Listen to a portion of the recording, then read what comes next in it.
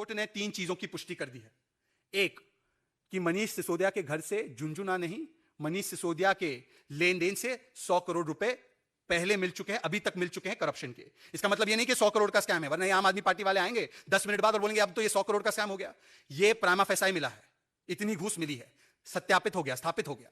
दूसरा, ये स्कैम मनीष सिसोदिया के डोर स्टेप पर नहीं, ये शराब मंत्री का घोटाला नहीं था, बल्कि ये पूरी सरकार का, ये इंडिविजुअल नहीं, ये इंस्टीट्यूशनल घोटाला था। ये कोर्ट ने साबित कर दिया। जिस प्रकार से एक्साइज कमिश्नर से लेकर कैबिनेट में और जीओएम की जो प्रोसीडिंग्स हुई, उसका वर्णन कोर्ट ने किया है। तीसरी बात, कि इस जांच में किस प्रकार से बाधा डालने की कोशिश निरंतर की जा रही है और किस प्रकार से आर्म ट्विस्टिंग की कोशिश की जा रही है और किस प्रकार से सरकार जांच को प्रभावित कर रही है, इसका भी प्रमाण आज कोर्ट की तरफ से आ चुका है। मित्रों, आज अनिवार्य है कि अगली प्रेस कॉन्फ्रेंस मनीष सिसोदिया के जो साथी संजय सिंह, राघव चड्डा, आतिशी, अरविंद केजरीवाल करें, तो कृपया करके अपने इन करप्शन की डिग्रियों को साथ में लेकर बैठें और उसके बारे में वर्णन करें। और जो स्पेसिफिक सवाल मैं फिर से रिटरेट करना चाहता हूं, जो इसी मंच से अलग अलग नेताओं ने पूछा है, अरविंद केजरीवाल जी, क्या आप भी एक कट्टर ईमानदार है? अरविंद केजरीवाल जी, क्या कोर्ट आपके खिलाफ वेंडेटा पॉलिटिक्स कर रहा है? अरविंद केजरीवाल जी, क्या 2.5% से 12% कमीशन को किया गया, तो क्या इस कमीशन को करने में आपने एक्सपर्ट कमेटी की रिकमेंडेशंस को नकारा था या नहीं था? अरविंद केजरीवाल जी, आपने ब्लैकलिस्टेड और मैन्युफैक्चरिंग कंपनीज को क्यों आने दिया? अरविंद केजरीवाल जी, जो ब्लैकलिस्टेड कंपनीज थी उनको शो कॉज नोटिस जारी हुआ था 2021 में, उस पर सारी कार्रवाई क्यों रोक दी गई? अरविंद केजरीवाल जी, क्या 6% कमीशन आपको वापस आया या नहीं आया, जिसको आपने चुनाव में लगाया, जिसके विषय में स्टिंग ऑपरेशन भी हुए हैं और वो स्टिंग ऑपरेशन भी मीडिया के माध्यम से सामने आए हैं? और जब 6% कमीशन नहीं दिया गया, तो क्या पंजाब की सरकार के माध्यम से एक्सरसाइज किया गया इन्फ्लुएंस को और कुछ लोगों को आर्म ट्विस्ट करके उनसे घूस कलेक्ट की गई? क्या अरविंद केजरीवाल जी, अगर यह भ्रष्टाचार हुआ ही नहीं, तो नई पॉलिसी से पुरानी पॉलिसी पर क्यों गए? और अरविंद केजरीवाल जी, अगर यह भ्रष्टाचार नहीं हुआ, तो आप ही की सरकार ने आरटीआई में जवाब क्यों दिया कि नई पॉलिसी के तहत लगभग 1800 करोड़ का मिनिमम रेवेन्यू लॉस हुआ? इन सारे स्पेसिफिक सवालों का कोई जवाब आएगा? यह आप और मैं दोनों जानते हैं कि इनके पास केवल डी ग्रेड है। इनकी डिग्री में डी ग्रेड, डाइवर्जन, ये डाइवर्जन और डाइवर्जेंस, ये डाइवर्जन ग्रेड करके अब फिर से इस मुद्दे को भटकाने के लिए एक नया विक्टिमहुड कार्ड लाएंगे।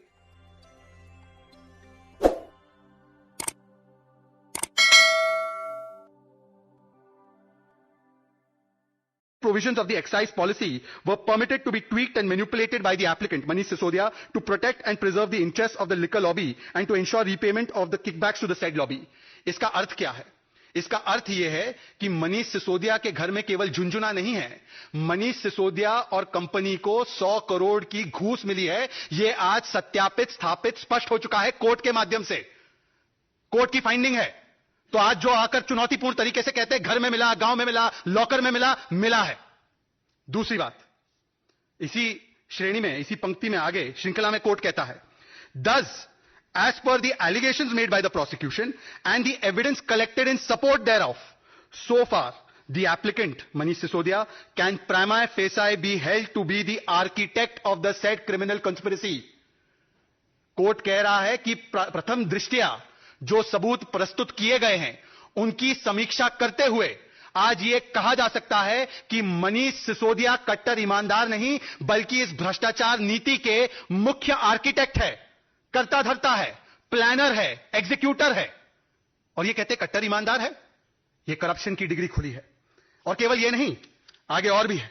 अब मैं आपको वो पैराग्राफ्स पढ़कर सुनाऊंगा जिसमें आपको पता चलेगा कि यह स्कैम, ये घोटाला, ये भ्रष्टाचार केवल मनीष सिसोदिया तक नहीं, बल्कि दिल्ली सरकार के सर्वोच्च व्यक्तियों तक इसकी आंच जाती है। उसको भी सत्यापित करने का काम, स्थापित करने का काम दिल्ली के कोर्ट ने किया है। मैं पढ़कर सुना रहा हूं पैरा नंबर 31, जो पेज 21 पर, मुझे लगता है आप सभी के पास ये कोर्ट का ऑर्डर होगा, परंतु अगर नहीं है तो इस प्रेस वार्ता के बाद हम आपको उपलब्ध करा देंगे। Para 31, it has also emerged during the course of investigation that on 21/1/2021 itself, the applicant Manish Sisodia had called Shri Rahul Singh उस समय के एक्साइज कमिश्नर थे, और इनके साथ भी क्या क्या हुआ वो भी मैं आपको वर्णन करके बताऊंगा। कोर्ट के ऑर्डर में स्थापित किया गया है। He called Rahul Singh at his residence in the evening, and on being shown the file containing the comments, suggestions received from publics and stakeholders in the liquor trade, he handed over a printed draft note to Shri Rahul Singh and directed him to prepare a cabinet note exactly on the same lines, while informing Shri Rahul Singh that a GOM, group of ministers headed by him, was to be constituted via the cabinet meeting, proposed to be held on 28th of January 2021, and the said GOM will give certain directions to the excise department in connection with restructuring of the excise policy, and Delhi will be divided into several zones, etc. etc.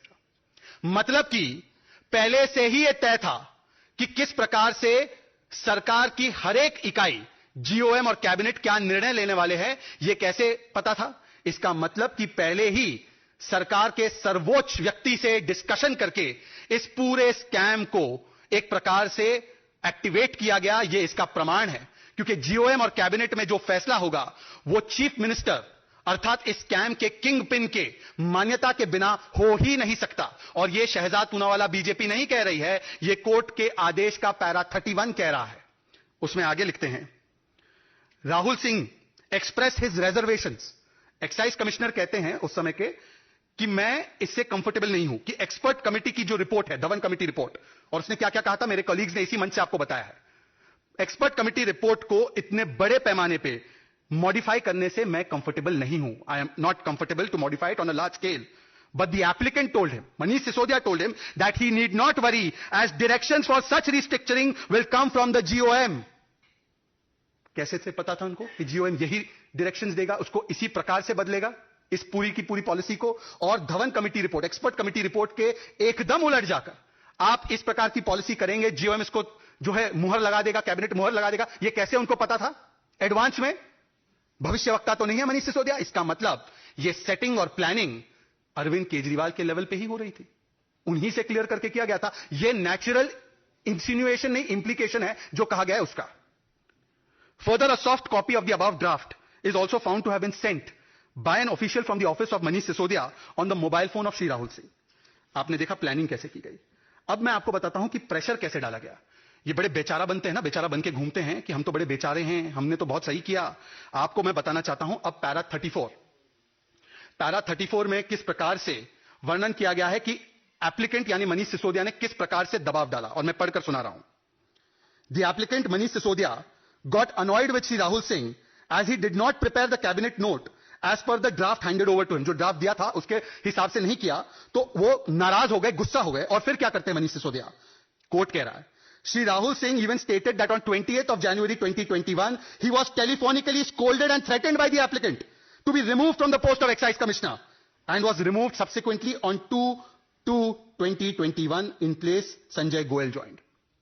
मतलब कि क्योंकि राहुल सिंह ने कहा कि मैं इस प्रकार से लार्ज स्केल चेंजेस मॉडिफिकेशन नहीं कर सकता हूं इस पॉलिसी में, मैं इसमें अपने रिजर्वेशन व्यक्त करता हूं, और जो उन्होंने जो नोट उनको दिया गया था कि यही नोट आपको लाना है, वो उस प्रकार से नहीं किया गया, तो एप्लीकेंट मनीष सिसोदिया उनको धमकी देते हैं, ट्रांसफर करने की बात करते हैं, और वो ट्रांसफर किया जाता है। क्या यह बिना सरकार के सर्वोच्च मुखिया के एसेंट के बिना हो सकता है? हां या ना? इसके बाद मैं आपको पैरा 35 पढ़कर सुनाना चाहता हूं, और यह सबसे एक्सप्लोजिव पैराग्राफ है। ये एक्सप्लोजिव पैराग्राफ आप देख सकते हैं, इसमें लिखा गया है पैरा 35 में कि said note contained expert committee recommendations and comments from stakeholders, but as per the instructions of the applicant, मतलब मनीष सिसोदिया के इंस्ट्रक्शंस के आधार पर opinions given by legal experts were not incorporated in or forwarded with the said report, and this note was put up before the cabinet on 5/2/2021 with a preconceived notion to bring about changes in retail and wholesale model of the excise policy in total variance to the model suggested by the expert Dhawan committee। आपको याद होगा expert committee जो थी Dhawan committee, उसने ये suggest किया था कि होलसेल गवर्नमेंट के पास रहना चाहिए, प्राइवेट के पास नहीं जाना चाहिए। उन्होंने 2.5% से 12% कमीशन बढ़ाने की बात नहीं की थी। उन्होंने जो स्ट्रक्चर प्रपोज किया था उससे कंप्लीटली उलट स्ट्रक्चर, लीगल ओपिनियंस को दरकिनार करके, राहुल सिंह को डांट फटकार लगा के नए एक्साइज कमिश्नर को लाकर उसको टेलर मेक करके, क्योंकि किसी को मुनाफा देना है, उस प्रकार से आपने फिर इसको कैबिनेट के सामने रखा। यह मनीष सिसोदिया का कृत्य है। और मित्रों, मैं आपको बताना चाहता हूं कि एक और जो उनके पास अब बात सामने निकल कर आई है वो क्या है। पैरा 41 में लिखा गया है, क्यों आपने बेल रिजेक्ट की है इसके विषय में। There is sufficient oral and documentary evidence collected by the investigating agency to show that the applicant was instrumental. आप सुनिए इस बात को, क्या करते हैं मनीष सिसोदिया, जरा सुनिए, आपको पता चलेगा।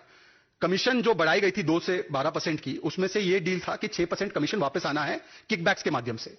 अब जब एक लिकर वाले ने यह रिफ्यूज कर दिया उनको देने से, तो मनीष सिसोदिया क्या करते हैं और किस प्रकार से प्रेशर एक्सर्ट करते हैं, आप इसको सुनकर चौंक जाएंगे। The investigating agency has shown through oral and documentary evidence that the applicant was instrumental in getting surrendered the L1 license of Messrs. Mahadev Liquors by extending threats through approver Shri Dinesh Arora and co-accused Amit Arora, and by forcing closure of certain manufacturing units of the said licensee and some other persons related to the owners thereof by exercising influence upon the Excise Department of Punjab. मैं नहीं कह, BJP नहीं कह, court का आदेश finding है, observation नहीं है। मतलब ये स्कैम मनीष सिसोदिया के डोर स्टेप पर खत्म नहीं होता। आजकल तो वक्तव्य अरविंद केजरीवाल ऐसे दे रहे हैं कि मनीष जी तो फांसी चढ़ जाएंगे, मनीष जी सूली चढ़ जाएंगे, मनीष जी बलिदान दे देंगे। ये मनीष जी तक नहीं समाप्त हो रहा जी। आप मनीष जी को वैसे बकरा बनाना चाह रहे हैं, पर ये उनकी दहलीज पर नहीं, ये केजरीवाल जी की दहलीज पर भी इसकी आहट है और भगवंत मान की भी दहलीज पर इसकी सुगबुगाहट है। यह आहट और सुगबुगाहट दोनों सरकारों की दहलीज पर है। बताइए, ये करप्शन की डिग्रियां जो एक के बाद एक कोर्ट ने बाहर निकाली है, उसके विषय में क्या कहना है अरविंद जी आपका? और फिर अरविंद जी को बताना चाहता हूं कि ये स्कैम जो है किस प्रकार से आपने इसको ऑर्केस्ट्रेट किया है, केवल दिल्ली के माध्यम से नहीं, पंजाब के भी माध्यम से। विजय नायर जो अब कई महीनों से जेल में है, उसको राहत नहीं मिली है। विजय नायर के विषय में यह कहा गया है, यह भी कोर्ट के पास दी गए डॉक्यूमेंट्स में, एफिडेविट्स में, रिमांड नोट्स में, कि विजय नायर एक मंत्री के बंगले में रह रहा था। कौन था वो मंत्री जिसके सरकारी निवास में विजय नायर रह रहा था और इस स्कैम को अंजाम दे रहा था, पैसे कलेक्ट कर रहा था, और जिसको आज तक कोर्ट ने राहत नहीं दी है? और इसके अलावा विजय नायर को फेस टाइम कॉल पर किस व्यक्ति ने इंट्रोड्यूस कराते हुए कहा कि इसको पैसे दे दीजिए, ही इज माय बॉय? यह भी कोर्ट के सामने आ चुका है। और इसीलिए आज यह कहना अतिशयोक्ति कतई नहीं होगी कि यह स्कैम जो हुआ है, यह मनीष सिसोदिया की करप्शन डिग्री नहीं, बल्कि यह अरविंद केजरीवाल की करप्शन डिग्री और भगवंत मान के पंजाब सरकार की भी करप्शन डिग्री को एक प्रकार से खोल कर रखने वाला स्कैम है।